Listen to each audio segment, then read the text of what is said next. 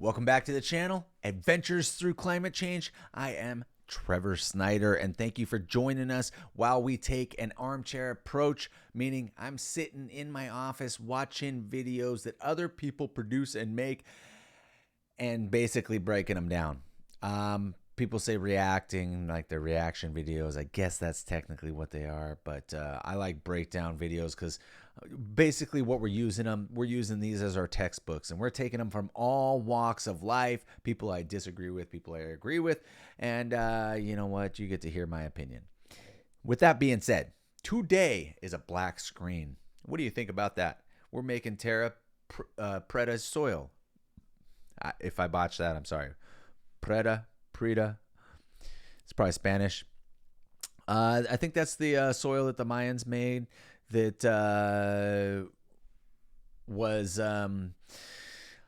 We think we knew how they made it. But even to this day, we're not quite positive. But it was said to be so fertile, you needed an inch of soil and you could put it on anything, a rock bed or anything, and grow whatever size plants you wanted. There were so many nutrients in that like just thinly dense soil, as long as the roots could grab onto something, right? And I don't know. I've just heard that there's obviously burning involved in it, making it injecting the nitrogen back into the soil, which we do not currently do. I grew up in North Idaho, and up until about 2005, we burned the fields, and the reason we burn the fields is that char goes back into the soil and becomes the nitrogen base that a fertilizer would. We'll watch another video on what fertilizer is, okay, and how we use it, and basically the poisoning that it is, in my opinion. But this video is about a clean soil, or how this person, I haven't seen the video, so I'm assuming they're making Terra Preta soil. I'm assuming this is basically the Mayan soil. Let's take a look, and we'll figure out if I'm right afterwards. It's what I was looking for, at least. End time country living.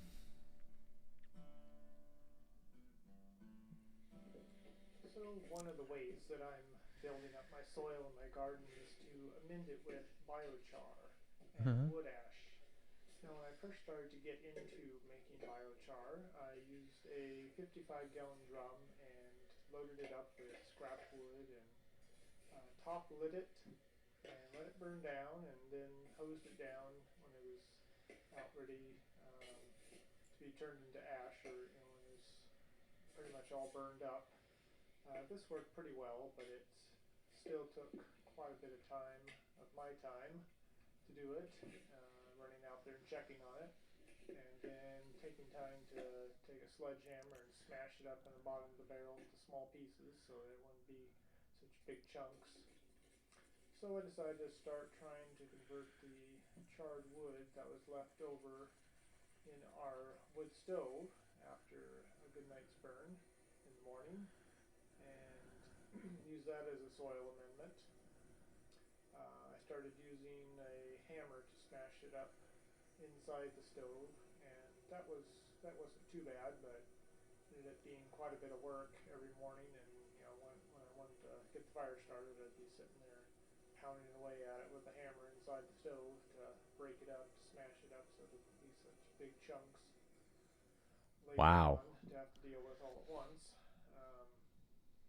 So This isn't the video that I had in mind, but still, let's take a so look, it see if there's really a good way wasn't of able to making make the soil. pieces small enough, as small as I would like. More granular little pieces is what I would like, or even powder would be best.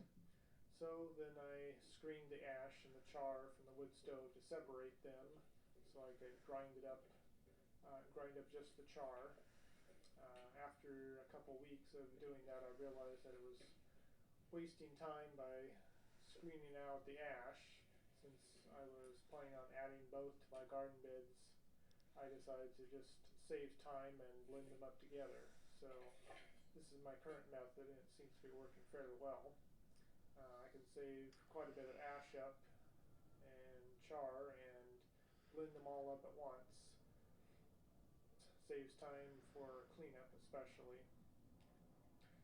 So, why would I want to add char or ash to my garden? Well, one of the reasons is that it has been discovered that there are these certain areas of the Amazon where the soil is super fertile. These soils were discovered in the late 1800s by a Dutch agronomist. He named these soils Terra Preta, or dark earth soils. This is in contrast to the soil you normally find in the Amazon, which has a very thin layer of topsoil because of the majority of the carbon is in the canopy.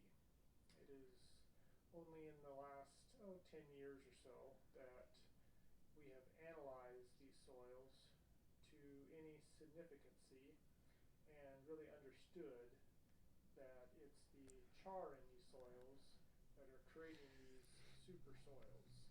Mm-hmm. What we believe happened was that these indigenous populations were grinding up their leftover charred wood and mixing it with their soil, and over time it would create these super soils.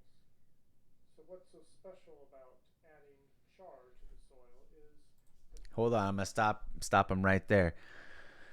When land masses form, what's the first to form? We see it in Hawaii right now. It's the lava, right? So you get the lava. What is lava? It's like a carbon base, like burning. It like burnt a bunch of stuff. It leaves that type of the same type of nitrogen carbon based platforms, you know, to that life can grow on. Then dust slowly adds to it. You mix the dust with the burned up stuff, the nitrogen, the carbon, and everything else. You start getting lichens. You start getting plant like fungus. You start getting plant life. You start getting animal life, and it just grows from there. And then you have this super lush space that's like Hawaii. That's exactly how you get it. So I'm gonna let him continue, but honestly, that's literally burning stuff up, and that we see it in forest fires, like when forest fires burn an area down and it's left basically to rubble. As soon as that stuff gets mixed kind of back in with the soil and stuff, things come back even more plush as long as there's still a water source. More more plush and more beautiful and more green, and it has to start smaller obviously because the big items take forever to grow, and it requires the small items to grow first and the seeds to be planted and developed there. But it's super interesting. But it helps the soil to retain its nutrients so they don't get leached out. It increases the cation exchange capacity of the soil, which is the soil's ability to exchange nutrients that are in the soil with the plant's roots. It also helps to retain water during dry times so plants can make use of it. It provides habitat also for beneficial soil microbes. It improves the soil structure and lowers the soil acidity.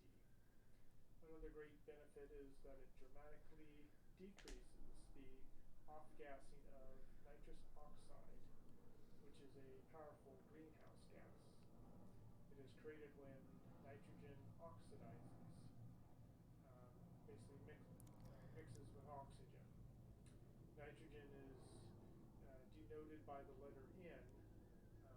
When it is combined with two oxygen molecules, it becomes N2O and escapes from the soil and into the atmosphere as nitric um, nitric oxide.